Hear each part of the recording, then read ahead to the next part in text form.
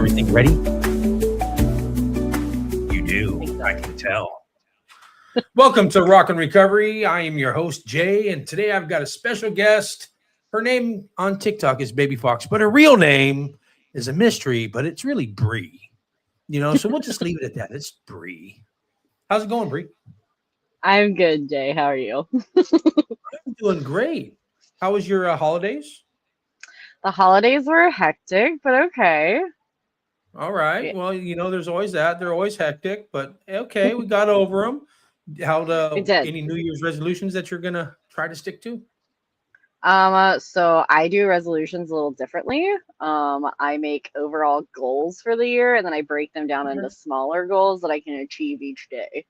So I don't really necessarily Nice. have resolutions. I just have goals that we're working towards. I'd say I'm gonna make a resolution, but that's the first thing I did is I broke that saying I was gonna not make a resolution or make a resolution. So the Yes. way I figure it is 2025 is in the past. Why have to remember it? Burn that bitch down. Let's start freaking Yes. fresh in 2026. Kind of like each day. Each day is a fresh day. And if you're going through something, just hold on because the pain does end. We do bring hope, and that's what this is all about. So I'll just let you jump in and tell your story. Tell whatever you want to tell. I've got questions. Hopefully, you've got the answers. Hopefully, I got the answers. It's possible. So my real name is Bria. I go by Bree. I actually did that whenever I got sober. It kind of like differentiated the two because I struggled with some form of addiction my whole life, but just went through a lot of things, right? It wasn't just drugs and alcohol. Like I've been addicted to people. I've been addicted to drugs. I've been addicted to alcohol. I've been addicted to self harm. I've been addicted to all kinds of things overall. So like that's kind of why I don't do, you know, resolutions too for the new year because I feed into that. So I think goals are more manageable. But um I don't know. I think my early childhood wasn't necessarily bad. Like I didn't necessarily come from a bad home. Like my mom and my stepdad had the white picket fence. My dad married my stepmom, who I thought was the Wicked Witch of the West at the time. But other than that, like my childhood wasn't really bad. I got to spend time with my grandparents. I got to spend time with aunts and uncles. But there was an underlying source of addiction through all of it because my mom drank, my dad's family drank. The first time I went to a meeting after I was forced to get sober, I ran into like 5 members of my family, and I was like, "Oh, this makes so much sense now." Do you think that home life played a big part on why you became an addict? I think it did and it didn't. Honestly, I think the genetics played a part. But what really like hugely like I can look back now and see, what I mean? Like I never saw it at the time, but like the self-harm that I did in high school and middle school, like that became its own addiction and I never really told anybody about it. So like after that it was energy drinks. Like I drank energy drinks and took stackers like they were going out of style. Um which probably should have been my first clue that I was ADHD, and two that I was going to end up using cocaine and meth later. Really should have been my first clue. Like, hey, you probably have a problem, right? Um, but I never saw it as a problem. So I could buy it at the gas station. Like, um, So why were you forced to get clean? so after many years of being addicted to things, the last 5 years of my addiction ended with a meth addiction and a terrible ex who it was like whole DV situation, but we also were selling things to contribute to our own habit. And it turns out when you're really loud about selling things and your ex is in the parking lot like throwing $100 bills around in the middle of Ooh, an apartment complex, they tends to noticed. attract the feds. Um, so by the time that So wait a my minute. You addiction, said feds, right? Not just regular state police, but federal police too? yes, yep. So Hmm. they it's kind of funny. So this is where hope comes in, right? Um, so by the end of my addiction, I made myself homeless. I technically still had an apartment, but I was living out of a tent. I had a tent, a pot, a backpack full of clothes, and my dog. And I made myself homeless to, one, get away from him, but two, I didn't want to be at my house because I knew shit was going to happen. And I ran. So I ran, and I was so good at hiding that the state police actually called my phone and were like, listen, we can't find you, but if you turn yourself in, we'll give you PR. 2 days before that happened, I was laying in my tent in the middle of the night, and I remember just looking at the ceiling, and I was like, if you're still there, just fucking help me. And I was like screaming at God in the middle of the night, crying, just done. 2 days later, 18 feds kicked at my door. I woke up to 37 different phone calls from 37 different people whose doors they also kicked in looking for me. And they couldn't find me because I was in a tent in the woods with my dog. So Wow. I did end up turning myself in. I turned myself in. They did give me PR, so that was cool. I ended up at the YWCA for a while, which was okay. It honestly saved my life. And then I got to move in with my mom at 28. But they That's had built crazy. a 3-year case on us, and they could prove 9,995 pounds out of my house in those 3 years. How many pounds? 9,995 Pounds of. methamphetamines. Wow. And we ended up getting ICE charges. I ended up getting 3 charges. We ended up getting ICE charges because it was 98.9% pure. I remember looking at my lawyer and the cop and going, so what you're telling me is I'm on a real life episode of Breaking Bad right now? And my lawyer did not find it funny. The cop kind of giggled and was like, I mean, kind of. And my lawyer was like, you can't say things like that. And I was like, well, I just did. Like, Wow. it's like you gotta laugh at the situation, you know. But I When did got 2 counts of reality start aiding. to set in that, like, oh my God, I could be in trouble? So reality set in after they gave me my charges after we were arraigned. I spent 18 hours in a federal holding cell, and they caught 31 of us at the same time. It made national news. And the reality of it set in after I left, and I had to call my mom and be like, this is what happened. But I got 2 counts of aiding and abetting my ex because he used my Facebook. Don't sell drugs on Facebook, bad idea. And I got 1 count of conspiracy to deliver between Ohio, Georgia, and West Virginia. I've never been to Georgia a day in my life, but I got a conspiracy charge for it. So it was when they arraigned us and they gave me my charges, they told me that I was looking at 60 years. And I was like, holy fucking shit, that's my whole life. The most trouble I'd ever been in before that was a cigarette butt that I threw out. I got a littering charge, which was a $1,000 fine. And that was the worst trouble that I'd ever been in. So I took go big or go home quite literally. So I can laugh about it today. I was not laughing then. That was probably the most scared I've ever been in my life. I bet. I can just imagine the anxiety that was going through your, and just all the possibilities that could happen. Yeah. So they told us right off the rip, they were like, listen, we'll give you PR. The only stipulations is 1, you stay away from your ex, and because we were co-defendants, and 2, you don't use. And I was like, okay, we can do that, right?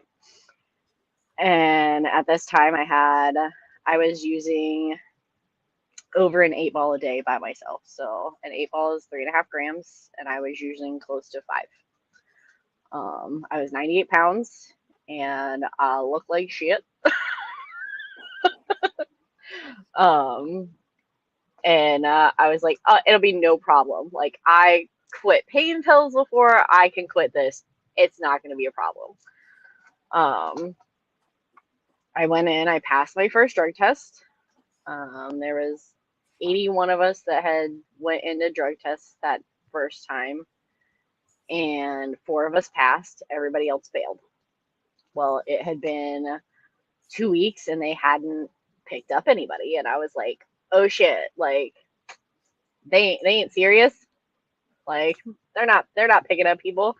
I went to a friend's house that night. I got high, and that night they kicked in everybody's door, and I was like, oh shit, I'm screwed. Like I'm done for. This is the end. I didn't use again after that, so my clean date is June 5th of 2018.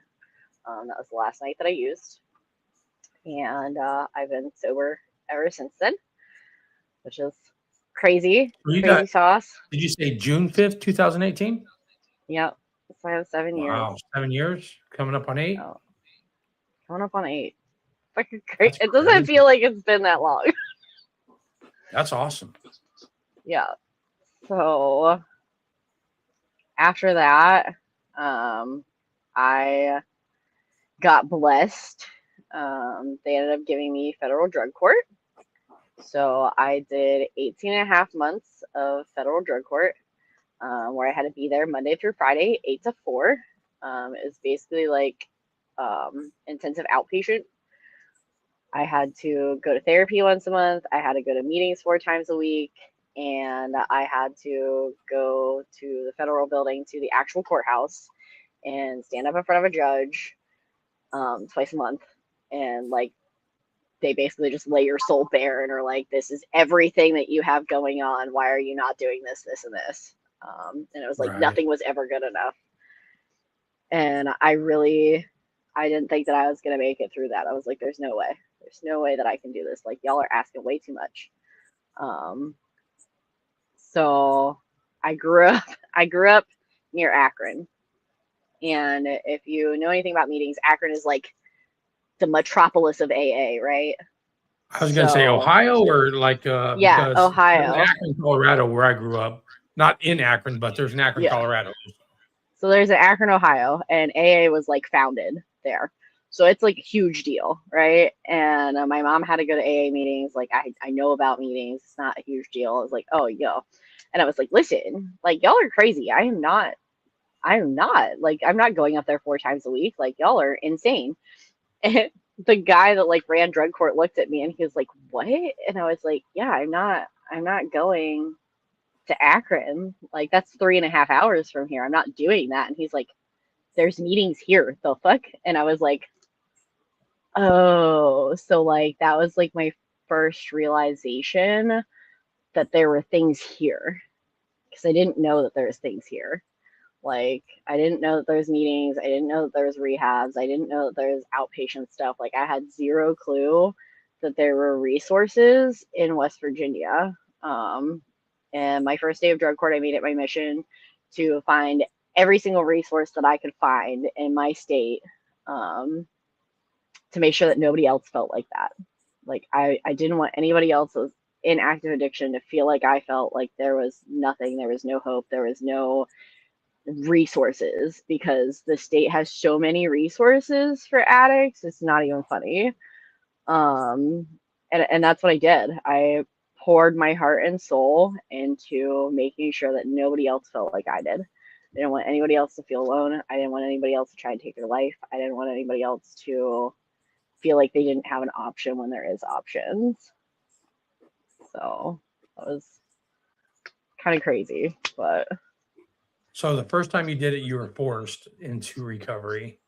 Did it take that first time, or did you have to do it more than once?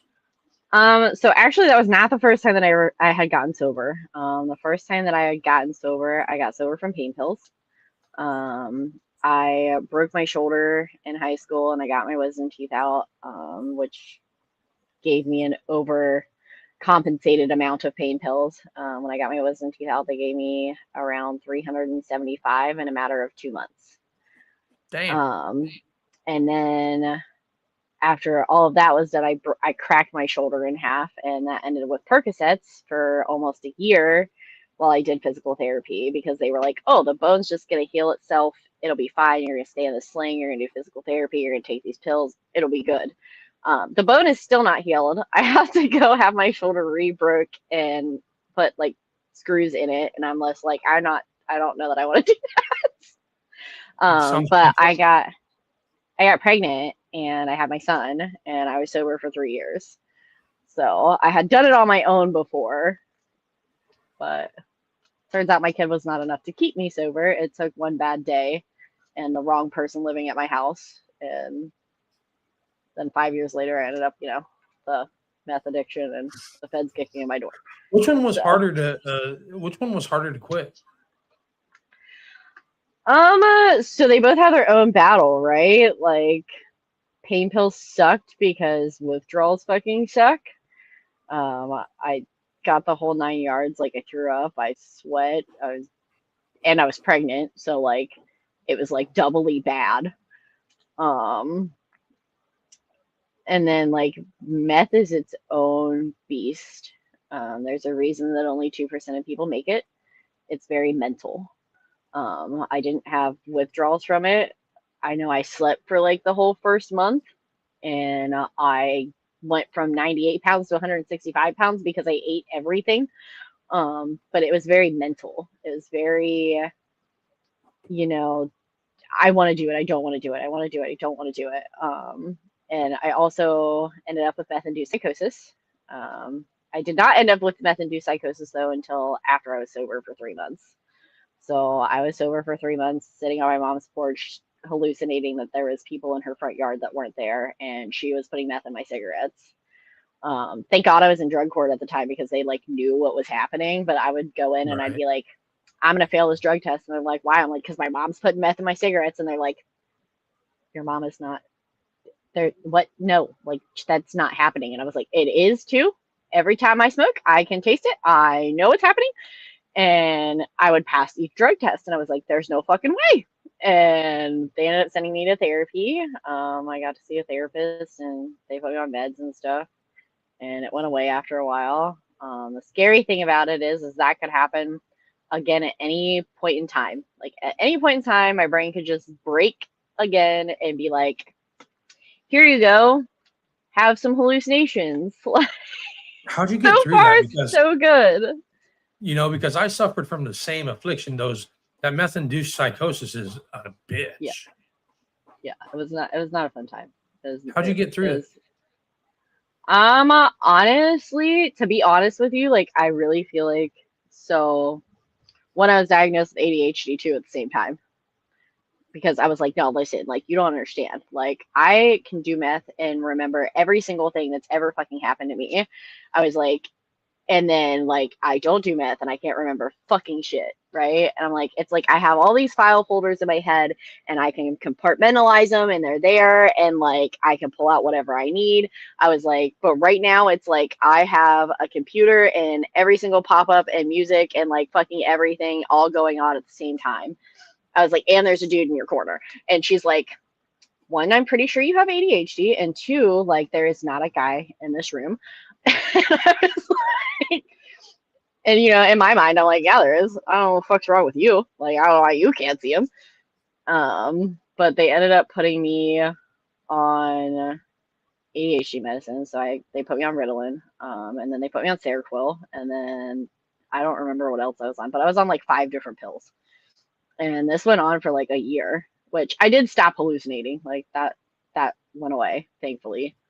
And finally, after a year, like one, I was waking up in the middle of the night and eating, and my mom was getting pissed because I'm living with her at this point.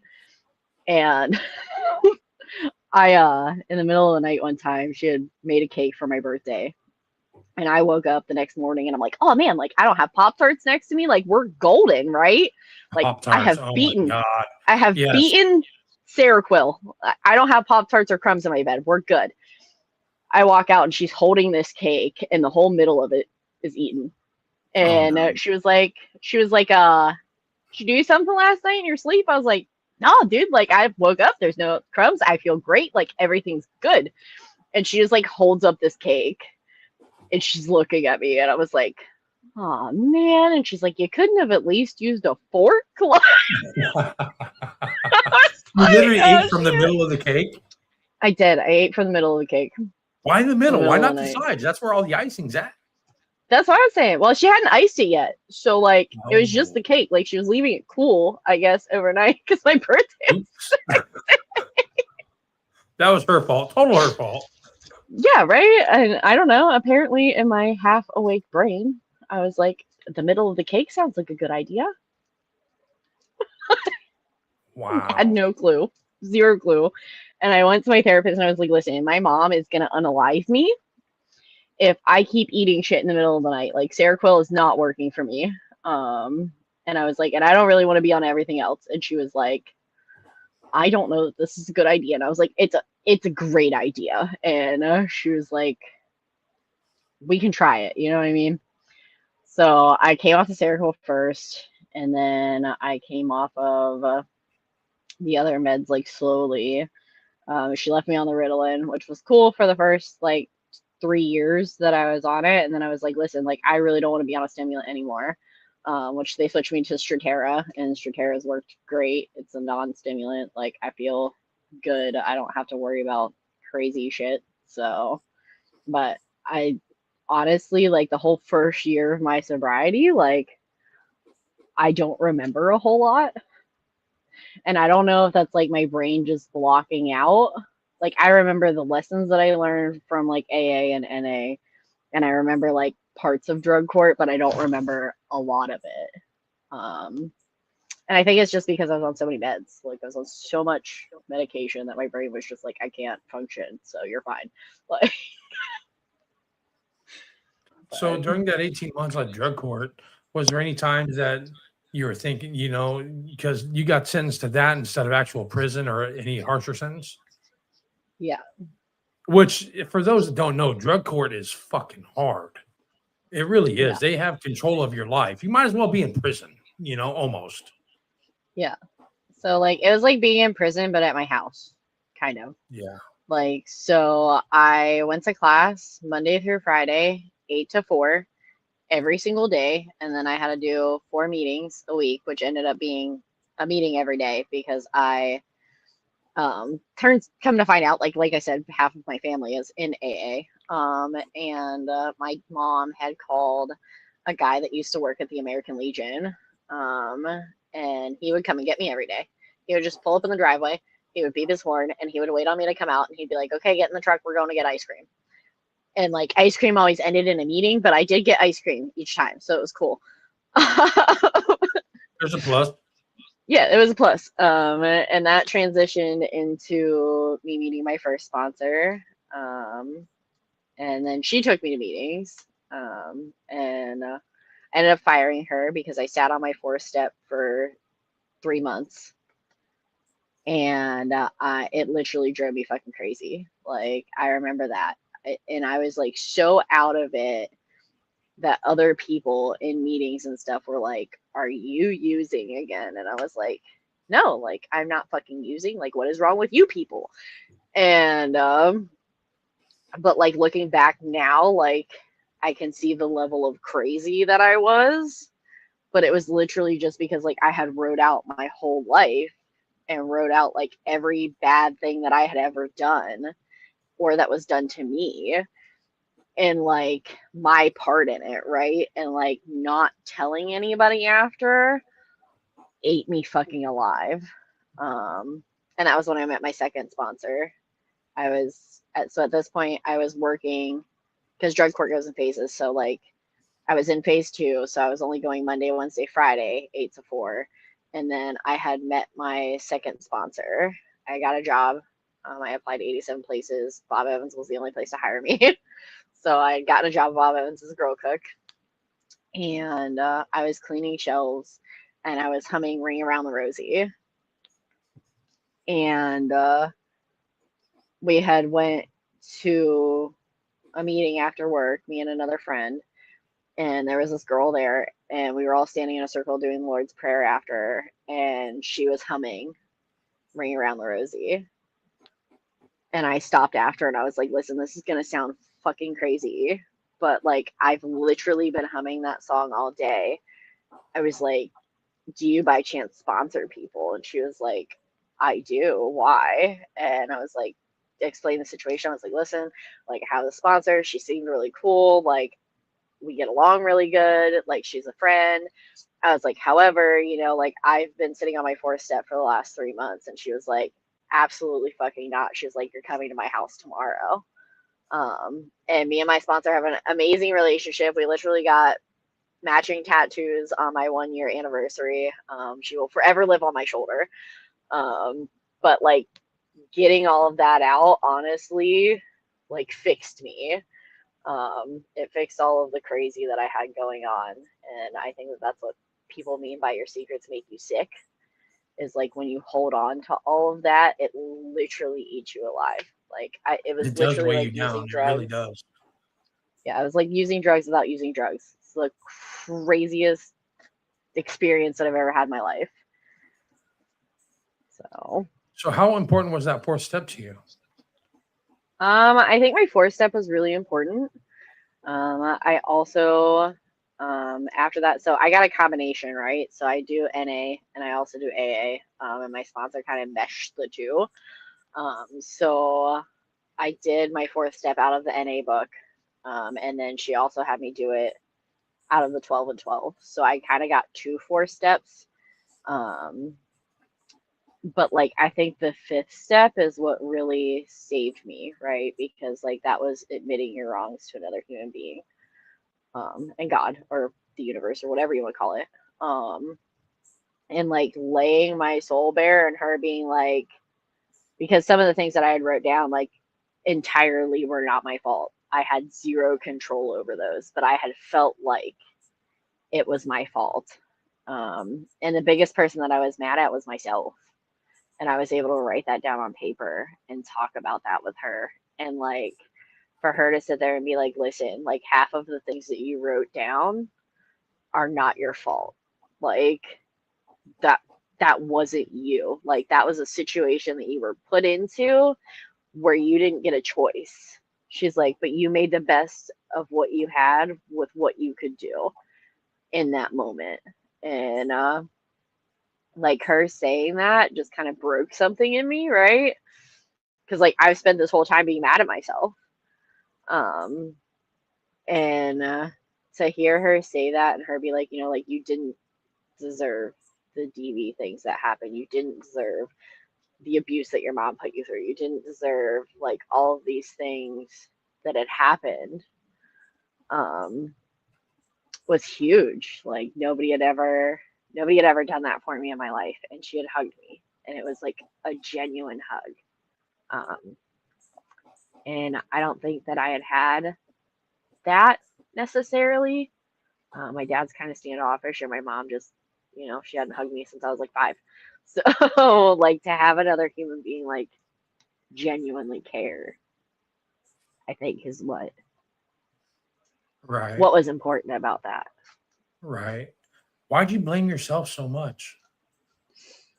I blame myself a lot because, like, so obviously I had gotten sober, right? I had gotten sober for my kid, and then I met a guy and thought that he was gonna be my everything.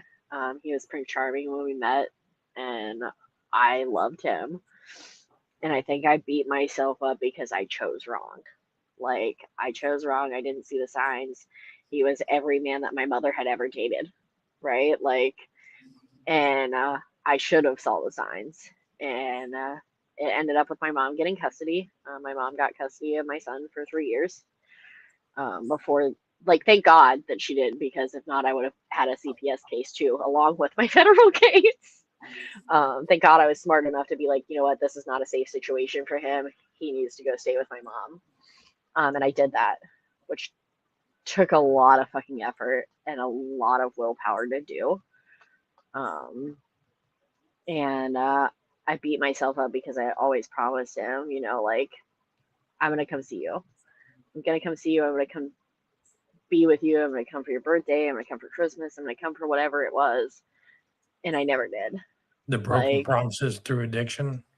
yeah, yeah, I never did. And I also played my mom off my dad. Like, because they've been divorced since I was 6 months old. So, like, I would call my dad and be like, I need this much money for my rent. And then I would call my mom and be like, I need this much money for my rent. And they would both send it. And then, like, they both realized that they were both sending it. And they were like, hey, yo, we're not fucking sending you any more money. Like, and I had lost the place to live. I had lost, you know, a lot of things. And then I was looking at federal charges. And at the end of the day, like, it was kind of all my fault. Like, and I was like, fuck, dude. Like, I fucked Did you up. just ignore? Did you ignore or just overlook most of the signs of what he was and what was going on just to feed your own addiction? I think it was a lot of that, and it was a lot of the illusion of, because in the, like I said in the beginning, like, he was Prince Charming. Like, he had a job, like, we would go and do things all the time. We took my kid to go and do things all the time. Like, my first red flag, honestly, was I bought my fucking own engagement ring. So he had lost his job. I was paying for all of the alcohol that we were consuming. I was paying for all of the pain pills that we were consuming. And I paid for my own engagement ring. And that probably should have been my first sign right there. Like, this is not okay. This is not how this works. And he honestly didn't start getting abusive until we did meth. Like, we did meth and he was a whole other creature. And if you haven't ever done meth, then, like, you don't understand how that works, right? So, like, meth takes whatever you have mentally going on and exacerbates that times 10. So, like, Times that's at why some least 10. people, yeah, so, like, that's why some people, you know, go crazy and they're, like, seeing shit and they're, like, talking to walls and, like, seeing shadow people, like, doing all the things, right? And then there's other people who, like me, where it made me normal because I have a different thing going on. After we broke up, I found out from his family that he had other things, like, he was supposed to be medicated for. He's had it since he was like 12. He went off his meds at 18 and just never took them again. So Mm. meth took everything that he had and exacerbated that times like 1,000. And he got really mean and really abusive. And then I two don't addicts living remember. together, that does not make for a healthy situation. No, not at all. Because I had to use more and more because it just made me normal. And then, like, I was like, well, I'm not fucking getting high. So, like, I was using more and more and more and more and more because I was like, I'm not high. Turns out, with the amount of purity that it was, I was probably so high that I didn't know that I was high. Um, You weren't sleeping, so you didn't know, you know. yeah, yeah. Um, and it was fun at first, right? Like, we would just stay up all night. Like, we would color, we would play darts. Like, it wasn't bad. Like, nothing could touch us. Like, we were invincible. Like, we tattooed each other. Like, there was so many. I got so much shit done. Like, I got so much shit done without getting anything done. So, but I let all of the things that, like, mattered fall to the wayside. So, like, my kid didn't matter. My bills didn't matter. My car didn't matter. I literally left my addiction with a tent, my dog, and my driver's license. Like, that is what I had. But I was winning because everybody else around me didn't have a driver's license. I was the only one. So, like, I might not have had a car, but I could legally drive us places. Which is terrible, but It is. yeah. The things that we do to ourselves in addiction is freaking insane. Yeah. The shit that we have to put up with, the shit that we go through, and by our own choosing, and then Yeah. it's we'll think it's bad or we think it's okay. Yeah. You I know, definitely thought it was okay. I thought everything I was doing was perfectly normal and I was fine. Because I went to work every day. I went to work every day, right. worked my job. I ran a whole hotel for a lot of years. Like, then I went to a pizza place. I worked at a pizza place, like, nonstop all the time. And I was like, oh, they're never going to investigate us because I have a legal job. So you I pay got busted. taxes. The feds kicked in your door. You Yeah. did drug court. Now, what's life after drug court? How's that going? So in drug court, like I said, I knew that I wanted nobody to feel the way that I felt, and I wanted people to know that there was resources. So in my time at drug court, I took peer recovery coaches classes, which was a week-long program. I got to get out of drug court for it, so that was a double plus because I didn't have to be there. Um, but I learned a lot in that time. And then I decided at the end of drug court, I got in a program called Jobs and Hope. So Jobs and Hope down here is like a program for people who are transitioning back into real life, whether that's from jail or from just addiction or IOP or rehab or whatever. The only stipulations are that you're over 18 and you used to be an addict and you can pass a drug test. So those are the only three stipulations. Like you just have to be able to pass a drug test. You have to be over 18. So I ended up doing Jobs and Hope. And what they do is they either help you with education, they help you with like if you need to get your GED, if you want to go to college, if you just need like basic life skills, like whatever it is, you just have to be taking like some kind of classes through them. And the community college here had opened a new thing. It was a substance abuse intervention program. And I decided, you know what, that's what I'm going to do. I'm going to go get my associates. This is what we're going to do. So it's an associate's in applied science, and then you get a certificate for substance abuse intervention on top of it. So I did that. I did that for 2 years. I freaking love college, which was weird because I had tried 37 other times to go to school and they all failed. So I don't know if that's like credit to, finding out that I had ADHD and like being on medication, I was actually able to focus for once. Or like I just genuinely was old enough to be like, you know what, like I really enjoy this. I really enjoy psychology. I really enjoy learning. And I had found like a newfound thing for it. So that's what I did. I went to college. I did my 2 years. And then I sat for state testing and I passed. So I am a certified peer recovery coach in West Virginia. It's called a PRSS, Peer Recovery Support Specialist. I can technically sent for my prevention specialist license too. After drug court, they did end up dropping my charges. So they dropped them and everything is good to go there. They don't show up on anything, thankfully, or I would not have the job that I have. No because, doubt. Because they would not I appreciate think that. that would hinder any application that you put in. Yeah, yeah. So, but I ended up passing.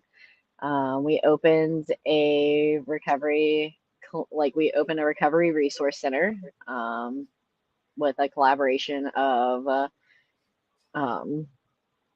we made shit, sorry. Anyways, we made a collaboration with YSS, which is Youth Services Systems, and we opened like a prevention and resource center in our county, which was a huge deal because our county had nothing. And then the same year they opened a Suboxone clinic, and which was another huge thing because like we had nothing. We literally had the hospital.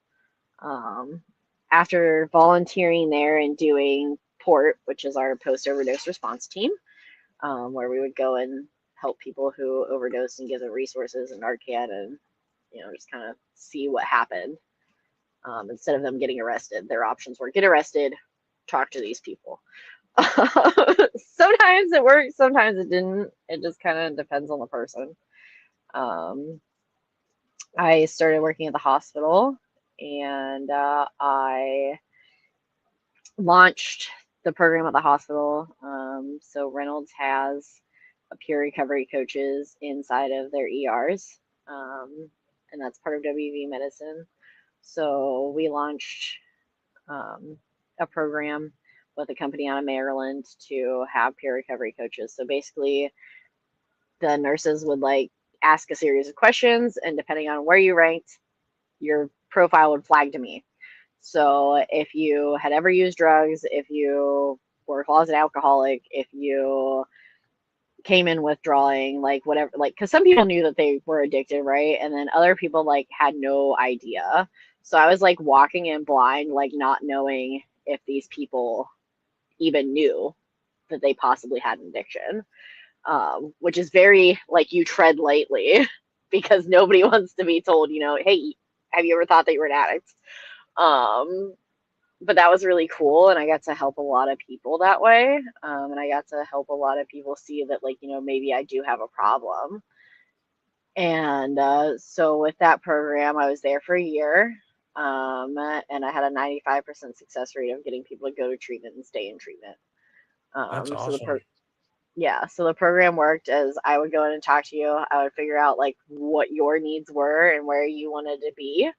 And then I would send you to treatment based off that. So like whether it was you needed to stay in the hospital and withdraw for 3 days, whether you needed medical detox, whether you needed to go to regular detox, whether you needed to go to rehab, or whether you needed a bridge program, right? Because we did bridge programs too. So like you would get Suboxone in the hospital, we would give you a 3 day script until you could get into wherever I sent you. The funny thing about it is I had sent almost 20 people to the place that I work now. Um, so I quit the hospital. I lost my mom. That was the closest that I've ever been to relapsing. I stopped on the way home from the hospital. I bought 3 bottles. I got home. I had went to stick my cards back in my wallet, and in my wallet I have where my ID should go. I have a list of numbers. One's my mom, one's my dad, one's my sponsor, and one's my best friend. And I obviously couldn't call my mom because she was no longer with us. My dad lives in Ohio, so he's not coming to help. And I got to my sponsor and I called her, and thank God she answered. Um, and I was like, this is what I did. I bought 3 bottles. I spent $80. They're sitting in the front seat of my car. And I can't make guarantees that I'm not drinking all of them. And she's like, well, fuck no, you're not drinking all of them. Like, you'll end up in the hospital. Like, we're not doing that. That's a dumb idea, right? And I'm like, yeah, it probably is a dumb idea. But But this it is what sounds good happened. to me at the time. Yeah, it sounded great. And she's like, I'm gonna put you on hold for a second. I can't come to you right now, but I'm gonna send somebody. Um, and then she popped back over and she's like, all right, tell me what happened. And I told her, I was like, I lost my mom. Like for the last 5 years that I've been sober, like my mom was everything. And they Yeah. couldn't give me a reason why. So like I got down to the hospital and they were like, we don't know what happened. Like we have zero clue. And I was like, listen, I That's was the like, if you worst can't answer tell, possible. yeah, but I was like, listen, if you can't tell me why, like I'm gonna tell you why. And they were like, why? And I was like, because she wanted to be with her fucking husband. I was like, he died 2 years ago. She never did anything with the house. Like she never touched any of his stuff. Like everything was She in was pristine. slowly dying on the inside already. Right. And I was like, if you can't tell me why she died of a broken heart and she wanted to be with her husband, like that Yeah. man was the love of her life and she just couldn't take it anymore. Um, and that's what I chalked it up to. And that was the most broken that I've ever been. And I quit the hospital because I was not in a good place myself. And I was like, listen, I can't help other people with their problems when I'm having so many of my own right now. And she sent my cousin. She sent my cousin to dump out my alcohol without knowing that it was my cousin. So like, my cousin Jonna shows up and she's like, "Girl, what you doing?" And I'm like, well, I fucked up. Well, I mean, I haven't really fucked up because I didn't do it. Like, it's still there. And Yeah. she was like, okay. So instead of returning it, because we're both whatever, she dumps it out in my driveway. Oh, And but the difference this time in losing somebody in my life is I had actual people that were willing to show up and show out for me. yeah. Um, and that's how that brings us to TikTok and how we met. Yep. Um, I Almost a year started, ago. yeah, a year ago. I started cleaning out all of my mom's stuff and I found her poems. Um, and I was like, damn, dude, like the world needs these. And that's what I started doing. I started reading my mom's poems. And then I found a group of people that I wanted to go live with. And they were like, listen, like you could make a difference. Like, why don't you just go live yourself? And I was like, ha, y'all are funny. I'm not doing that. Yeah, I felt the same way, the same exact way. Like, no, I refuse. Yeah. And after 6 months of, them talking me into it, I finally hit the live button myself. And TikTok changed my whole fucking life. So I got to I host boxes every holiday. for people that don't have a place to go. We talk about recovery. We talk about not recovery. We laugh. We have a good time. I've built like a community of people, right? Um, and I still have like my AA, NA friends and like all of the Right. things. And like they are still there to wrap their arms around me, but I got arms wrapped around me from every state. And like that was mind blowing to me. And it's so weird now because like before, right? Like an addict can pick out an addict. Like I've Right. always said, you could drop me in Canada. And if And I I can really find wanted what, to yeah. use, Yeah. I will find it. Yep. But like that's also how I tell how my mental health is, right? Because like now I attract people who are sober. Like, Yeah. and it's been crazy because like that's what really wanted me to shift my platform more towards recovery is like I started getting people in my boxes and they're like, man, like, like it'd just be off the wall. They'd be like, yeah, like I got like 6 months clean or something. And I'd be like, oh my fucking God, like congratulations. Like I got like 5 years. Yeah. Like, and like if you ever need anything, reach out. I've been able to send multiple people resources from different states. So I've gained like a network of states now that I have for like rehabs and connections and things and like sober living and like all this stuff, like, and I've been able to build a network of that. So that's been really cool. We literally have a Google Doc, me and a couple friends who work in the same field, of places that we can send people. So like if we ever need it, like it's there, which has been really cool because we all just get to add to it. Boy, could And I then I add some started names working to on my that book. list. Yeah, yeah, it's long. It's like West Virginia, Ohio, Pennsylvania, South Carolina, North Carolina, and Georgia.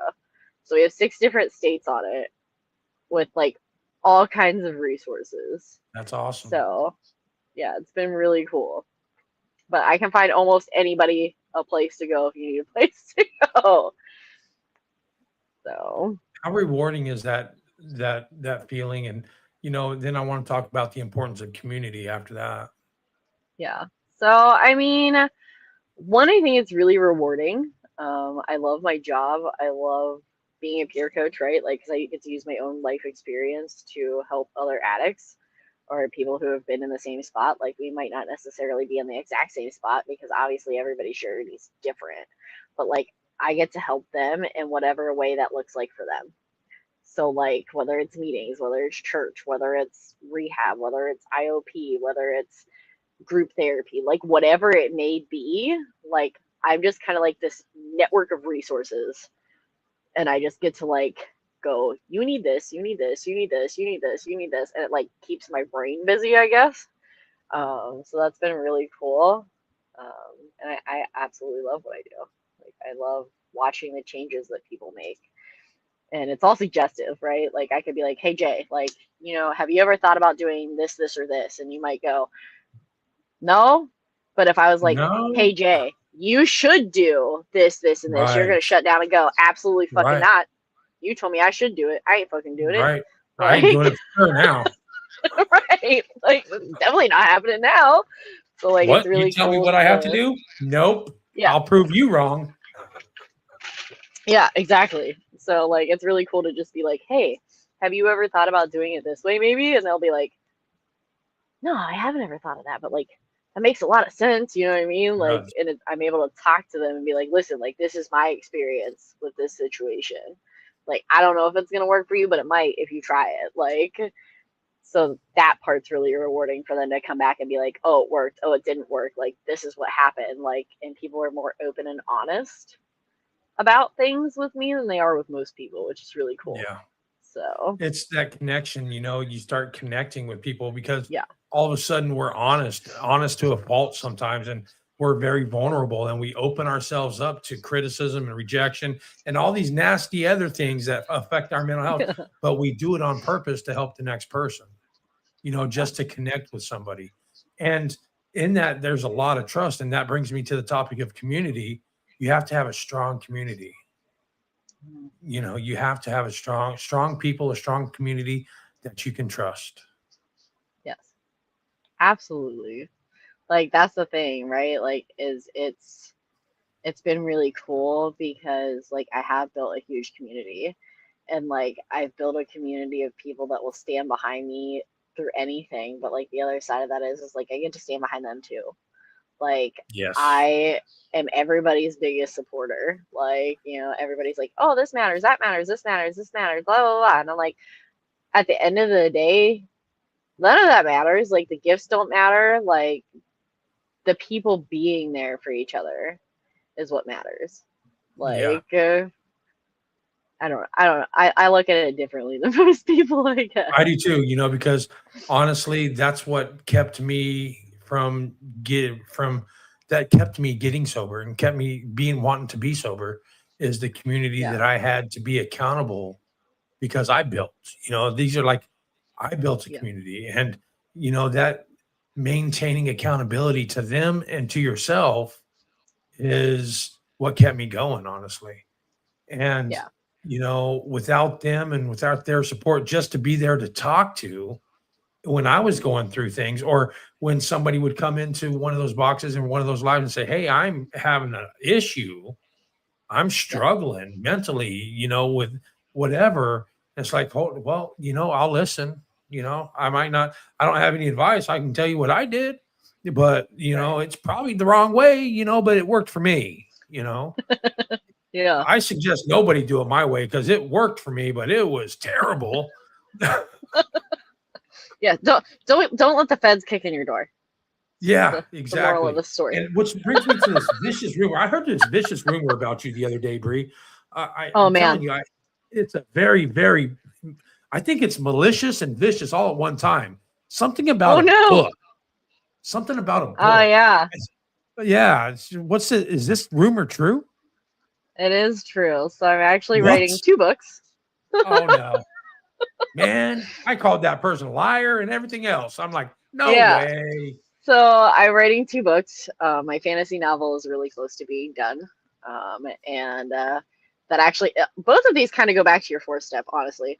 So the fantasy novel is based on like your inner child, right? So like we all have this inner child who, I don't know if you did this when you were little, but like you're outside and you like felt like you would like stomp really hard and like crack the ground, or like you were like outside in Or a jump on the windstorm and you're like puddle holding your and hand up, get pretending like you everybody like wet. controlled Yeah. lightning. Yeah. Yeah. So like Yeah. you're like a superhero, right? And so the whole book is based on like, what if you never lost that? Like, what if that was real? And so like this girl goes through her whole life and she's like, nah, none of that was real. Like she writes it off as coincidence, right? And then like as she gets older, like she realizes that she like it's real. Like all of that was real. Like she That's really awesome. can use magic. And then she like unlocks her full potential when her aunt dies and she has to go to New Orleans and like go through her house. And like it was really just a way for me to write my grieving process, and also like how I felt like because I had discovered that part of myself. So like it's really kind of about me in a way, minus the fact that I That's am not a fucking millionaire. awesome. I Um need to read that book. yeah, and then the second one is called I Choose. You just muted yourself, so I can't hear you. So hopefully it's I choose something else. Yeah, so the other one is called I Choose Love Over Fear. Sorry, my mic died. It's okay. It happens to all of us. Yeah, so the other one is called I Choose Love Over Fear. And I actually want to read the ending for you, if that's okay. Read it away. I want to hear this. All right, so the I Choose Love Over Fear is a self-help memoir. At the end of each, so I go through each chapter. Like the first one starts with my childhood, and it's all about my addiction and the recovery process. And then I ask really hard questions at the end that are probably going to make people uncomfortable, but need to be asked. Um, Those but are the best ones.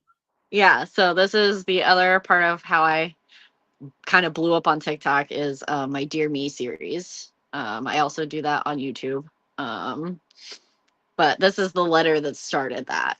So this is also going to be the end of the book. So it's Dear Me, you did not always make the right choice. Sometimes you didn't even make a good one. But you kept going through bruises, through silence, through nights where even the moon didn't bother to show up. I forgive you for the days that you didn't get out of bed. I forgive you for the ones that you did, but wished you hadn't. I love you for staying. You learned how to love without a map, how to mother without a model, and how to hold a heart with hands that were still shaking. You are not perfect, but you are here, and that's everything. So if you forget everything else, remember this. You're allowed to outgrow the version of you who made survival her only personality trait. It's okay to want more now. With stubborn, undeserved, reckless love, me. This is the end of the book, but not the end of it. You may have turned the last page, but your brain didn't shut off, not really. Because those questions, the ones that you answered at the end of each chapter, they didn't disappear, they multiplied. They're nesting now in your chest, in your throat, and behind your rib cage, like something that might grow wings. So go ahead and ask the ones that you've been too afraid to touch. Don't mind my cat. Go ahead and ask the ones that you're too afraid to touch. The ugly ones, the loud ones, the ones that taste like shame or your mother's voice. Write them down or scream them into the void. Either way, you owe yourself the honesty. This might be the last page of my mess, but yours is just starting to get interesting. And if nobody's told you lately, you survived on days that you didn't think that you could. You woke up on mornings where the world didn't deserve you, and you built something brutal and beautiful from the pain. And darling, this is your chance. Go glitter in the dark and make somebody squint. That's fucking awesome. I really like that. That was a And then great way to end. I have 1,000 resources. It's like 5 Oh pages of shit. resources. And you know, this has been a great conversation. I'm so glad that you guys came on here because you're such an inspiration to people. You really are. No. You are. It's just accept it and live with it. You're inspiring. So stop it. If there's Yeah. one thing that you want anybody to take away from this podcast, what would that be today? I think that the one thing that I always want to give people, right, is look into your local neighborhood and look into your local state and everything else and see the resources that are there. Because I guarantee you, even when you feel like there's nothing, there is something. Whether it's DV, addiction, like whatever it is that you're going through, I guarantee that there's a resource for it in your state. So make some contacts, find a community, and reach out to somebody. And on that, we got to shout out Pete versus Anxiety. Pete, you're right. She's a great guest. I love you, buddy. Thank you for pushing me into doing what I do. And Yes. Bree, I want to really thank you for coming on the show. I really do appreciate it. You're an amazing individual.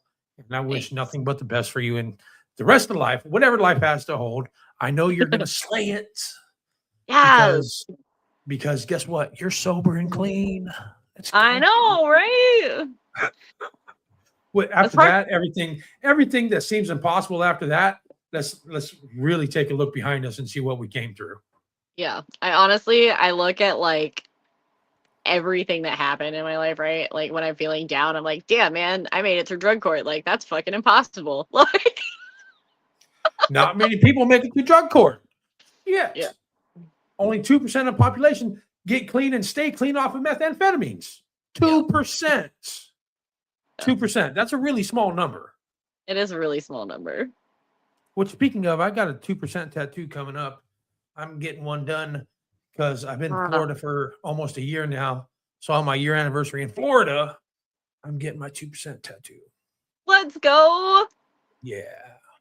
And my mom, I talked my mom into getting a tattoo. She said, if you stay down here for a year, I'll get a tattoo too. Her very first one. So she's got to get her very first tattoo. Yeah, I'm holding her to that shit too. Ma, I know you're going to listen. So I'm holding you to a tattoo, buddy. There you go. If all else fails, just get a tattoo with your sponsor if you have one. That's right. Well, thank you, Bree. I congratulations on everything you've accomplished and all the many, many thousands of people you've probably helped without even knowing that you've helped them. Yeah. There is quite a few. And like every once in a while, like that's the other cool thing about TikTok, right? Is like there'll be people that I haven't seen in months that like just like randomly come back in my life and they're like, hey, like that one day whenever you did this, this, and this, that really helped me. And I'm like, damn, dude, like I do make a difference. I've had people come in, from like a year ago and say, Jay, you really saved my life. And I'm like, Yeah. thanks, because I really don't think I do that much. I talk to people and I barely sometimes talk to people, but Right. I guess whatever we do does matter. And I want you to know that you matter too. Thanks. And that's Rock and Recovery. I'm your host, Jay. Check out Bree on TikTok. It's whatever the hashtag is down there, but just Google Babyfox. You'll find her. And until next time, keep rocking your recovery. Yes.